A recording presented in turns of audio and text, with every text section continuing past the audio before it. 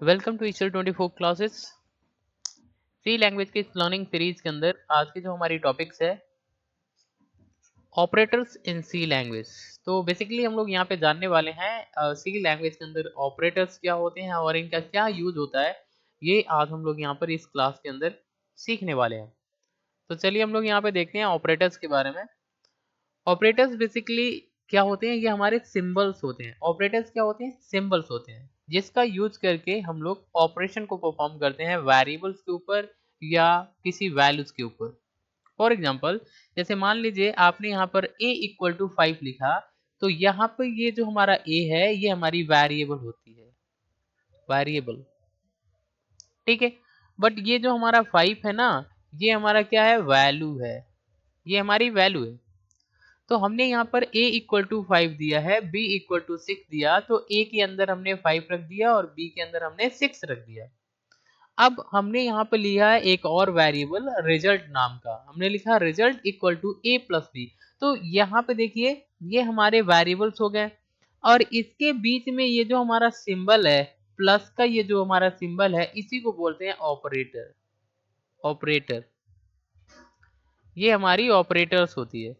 Basically ये operators क्या करते हैं, इस वेरिएबल पे ऑपरेशन परफॉर्म करते हैं। या आपने यहाँ पर कोई वैल्यू लिख लिया, जैसे मान लीजिए 35 इंटू आपने कर दिया 6, तो एक्चुअल में ये हमारी वैल्यू होती है और इस पे ये जो हमारा है ये ऑपरेटर्स है। ये क्या कर रहा है? इन दोनों वैल्यू पे ऑपरेशन परफॉर्म कर रहा है, यानी कि यहाँ पे कुछ ये इन दोनों का मल्टीप्लाई करेगा और इसका कुछ रिजल्ट प्रोड्यूस करेगा। तो बेसिकली क्या होते हैं? ऑपरेटर्स हमारे सिंबल्स होते हैं जो हमको मदद करते हैं लैंग्वेज के अंदर किसी भी प्रॉब्लम को सिंप्लीफाई करने के लिए। ठीक है, तो सी लैंग्वेज के अंदर ऑपरेटर्स कितने टाइप्स के होते हैं? यहाँ पर सी लैंग्वेज के अंदर ऑपरेटर्स कई सारे होते हैं जिसको हम लोग वन बाय वन यहाँ पे स्टडी करेंगे इस क्लास के अंदर।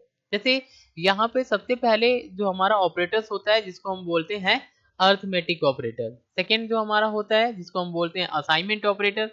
थर्ड जो होता है इसको हम बोलते हैं comparison operator, logical operator, bitwise operator, shift operator, relational operator and ternary और कंडीशनल ऑपरेटर। तो बेसिकली इतने टाइप्स के ऑपरेटर्स जो होते हैं जो सी लैंग्वेज में यूज होते हैं। अब ये सारा ऑपरेटर्स क्या होते हैं और किस तरीके से यूज होते हैं, वन बाय वन हम लोग एक एक क्लास में इन सारे चीजों के बारे में स्टडी करेंगे। तो बेसिकली हम लोग यहाँ पे अर्थमेटिक ऑपरेटर्स के बारे में सीखेंगे, असाइनमेंट या कंपैरिजन, लॉजिकल, इन सारे ऑपरेटर्स के बारे में one by one next class में हम लोग स्टडी करेंगे। तो ये हमारे सारे के सारे ऑपरेटर्स होते हैं, यानी ये इन सारे ऑपरेटर्स के अंदर अलग अलग टाइप के सिंबल जो होते हैं यूज किए जाते हैं वैल्यू को सिंप्लीफाई करने के लिए। चलिए हम यहाँ पे एक एग्जांपल ले लेते हैं ताकि हम यहाँ पे समझ पाए ऑपरेटर्स को और अच्छे से। तो यहाँ पे हमारे पास एक क्वेश्चन है जिसको हम लोग यहाँ पे सिंप्लीफाई करेंगे।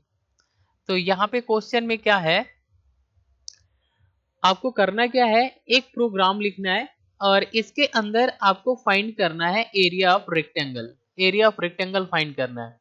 जब रेक्टेंगल का जो लेंथ होगा वो आपका 7 सेंटीमीटर होगा एंड इसका जो ब्रीथ होगा वो आपका 4 सेंटीमीटर होगा। तो बेसिकली यहाँ पे है क्या, ये सपोज दैट मान लीजिए आपने यहाँ पर एक रेक्टेंगल बनाया जिसको हमने यहाँ पर दिया A B C and D. तो यहाँ पर ये वाली जो हमारी होती है ये लेंथ होती है, ये जो होती है हमारी ये क्या होती है? लेंथ। और ये हमारा दिया है 7 सेंटीमीटर है। और ये जो हमारी होती है ये ब्रीथ होती है, ये क्या होती है? ब्रीथ। और इसमें हमारा दिया है कितना?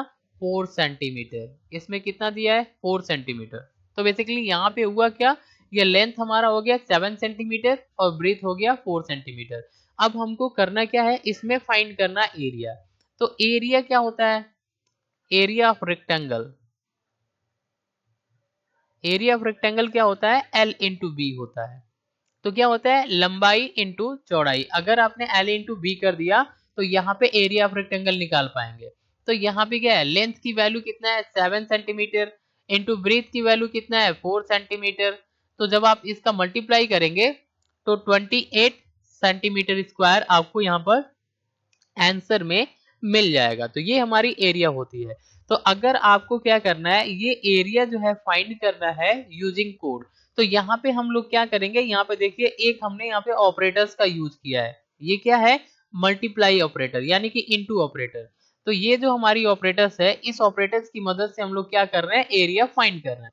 तो ये ऑपरेटर यहाँ पे क्या कर रहा है, दो वैल्यू को या दो वेरिएबल के बीच में इंटू करने का वर्क कर रहा है। तो ये कैसे किया जाता है, एक कोड लेते हैं हम लोग, यहाँ पे देखते हैं ऑपरेटर कैसे काम करता है। तो देखिए यहाँ पे बेसिकली क्या होता है, ये हमारी मैथमेटिक्स के अंदर इंटू होता है, बट आपकी जो कंप्यूटर के अंदर जो इंटू का सिंबल होता है वो स्टार का सिंबल होता है, इसको हम बोलते हैं इंटू।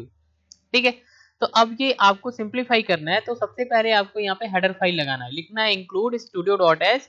सेकेंड हेडर फाइल लगा लेंगे आप इंक्लूड कोनियो डॉट एच। दो हेडर फाइल आप लगा लेंगे ताकि आपको कोई प्रॉब्लम ना हो। इसके बाद आपको मेन मेथड लगाना है, लिखना है वाइड मैन, और ये मेन फंक्शन लगाना है, मेन मेथड ओपन करना है। अब यहाँ पे ये जो हमारी है लेंथ, ये 7 सेंटीमीटर जो हमने लिखा है 7, ये इंटीजर वैल्यू है। तो हम लिखेंगे एक वेरिएबल लेंगे, तो लिखेंगे इंट एल। एल हमने वेरिएबल लिया जिसके अंदर हमने 7 को रख लिया। फिर हम एक और वेरिएबल लेंगे ब्रेथ के लिए, तो लिखेंगे into b. B for breadth, इसके अंदर हमने क्या ले लिया, यहाँ पर 4 सेंटीमीटर ले लिया। तो एल के अंदर 7 ले लिया एंड बी के अंदर 4। तो एरिया हमको निकालना है, तो लिखेंगे area equal to l into b. अब यहाँ पे क्या होगा, एल की वैल्यू आएगी 7 और बी की वैल्यू कितना आएगा, यहाँ पे आएगा 4। इन दोनों का मल्टीप्लाई होगा, आएगा कितना 28, और 28 आपकी एरिया के अंदर ट्रांसफर हो जाएगा। एरिया जो है, एरिया इसके अंदर हमारी वैल्यू आएगी 28, इस तरीके से ट्रांसफर हो जाएगा। अब हमको करना क्या है, यहाँ पे जब हम एरिया को प्रिंट करेंगे तो यहाँ पे आंसर जो होगा वो हमारे स्क्रीन पे शो हो जाएगा 28। तो करना क्या है, यहाँ पे लिखना है प्रिंट, और डबल कोटेशन के अंदर आपको देना है वो मैसेज, वो मैसेज आपको डबल कोटेशन के अंदर देना है जो आपकी स्क्रीन पे शो होगा। तो हमने यहाँ पे लिखा एरिया ऑफ रेक्टेंगल इज, ये हमने कर लिया। अब यहाँ पे हमने परसेंट डी लिखा। परसेंट डी हमने क्यों लिखा है, क्योंकि एरिया जो है ये हमारी, ये भी हमारी एक इंटीजर है। यहाँ पे हमारे पास एक एरर शो हो जाएगा होगा इस कोड के अंदर, क्योंकि इसका हमने डाटा टाइप डिफाइन नहीं किया है कि एरिया जो है ये हमारा किस डाटा टाइप का है, ये वेरिएबल कैसा है। तो एक्चुअल में यहाँ पे वैल्यू जो आ रही है इंटीजर आ रही है, तो हमको यहाँ पर इंट लिखना पड़ेगा, इंट एरिया। ठीक है, तो हम लोग यहाँ पे क्या करेंगे, यहाँ पे लिखेंगे परसेंट डी। परसेंट डी क्यों, क्योंकि ये हमारी इंटीजर डाटा टाइप हो गई, ये जो हमारी वेरिएबल है, तो इसकी वैल्यू को शो करना है, तो लिखेंगे परसेंट डी, फिर डबल कोटेशन और फिर कामा। इसके बाद आपको लिखना एरिया जिसकी वैल्यू डिस्प्ले करना है, फिर सेमीकोलन, और फिर हम लोग यहाँ पे गेट सीएस मेथड लगा लेंगे सेमीकोलन।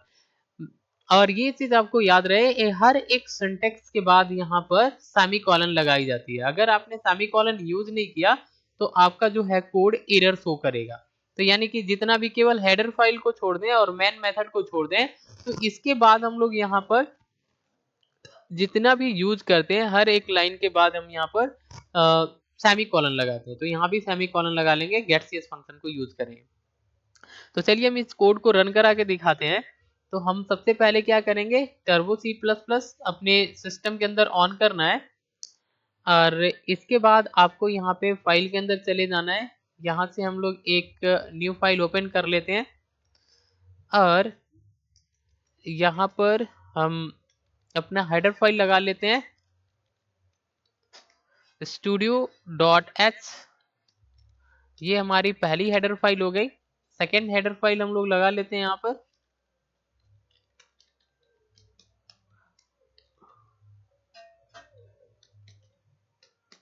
conio.h, और इसके बाद हमको करना क्या है,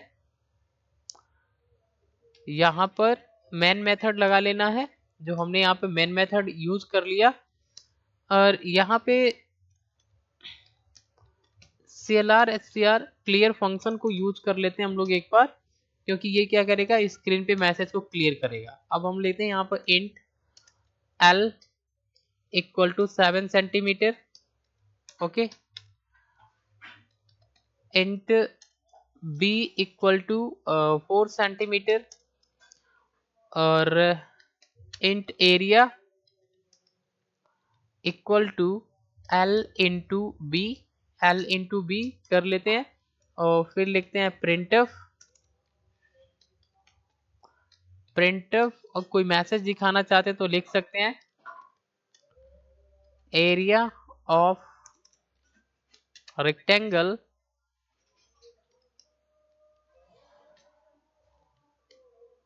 रेक्टेंगल इज कर लिया हमने। यहाँ पे %d आपको लिखना है, जहाँ पे मैसेज आपका, जहाँ पे एरिया डिस्प्ले होगा। तो उसके बाद आपको डबल कोटेशन क्लोज करना है, फिर आपको लिख लेना एरिया। ठीक है, ये इस तरीके से कर लेना है। और फिर हम लोग यहाँ पर क्या करने वाले हैं, गेटसीएस मेथड का यूज करने वाले हैं। तो हम लोग लिखेंगे गेटसीएस, और फिर हम लोग यहाँ पे क्लोज कर लेंगे। तो इस तरीके से हम लोग यहाँ पे ऑपरेटर्स का हमने यूज किया है, इनटू ऑपरेटर का। इस ऑपरेटर की मदद से हम लोग क्या करेंगे, वेरिएबल की वैल्यू को सिंप्लीफाई करेंगे। ठीक है, तो अब आपको क्या करना है, इसको रन कराना है। तो रन पे क्लिक करेंगे, देखिए यहाँ पर एरर 00, आंसर आपका आ गया यहाँ पे 28। Area of rectangle is 28। तो इस तरीके से आप किसी भी वेरिएबल की वैल्यू को अगर सिंप्लीफाई करना है, यानी कि आपको सॉल्व करना है प्रॉब्लम को, तो हम लोग यहाँ पे ऑपरेटर्स की मदद लेते हैं। तो आज के लिए बस इतना ही। Thanks for watching. अगर ये वीडियो इन्फॉर्मेटिव लगी तो चैनल को सब्सक्राइब करिए एंड शेयर करिए। Thanks for watching.